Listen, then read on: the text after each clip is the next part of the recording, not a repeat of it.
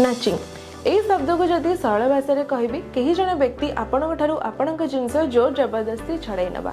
जदि उदाहरण से बुझा रास्त गला बेले कहीं जन व्यक्ति आपण बेकरू चेन भिड़िकी नहीं जावा, फोन बा पर्स आपण छड़ाई नवा इत्यादि।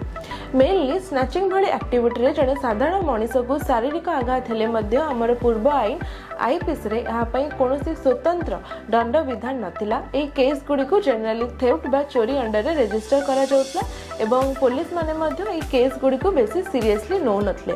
किंतु आपण माने जानले खुशी हेबे आमर जो नूतन आईन भारतीय न्याय संहितार दफा 304 अनुसार स्नैचिंग को एक अपराध भाव ग्रहण करा जायछि, जार कि दंड विधान 3 वर्षर जेल एवं फाइन रही।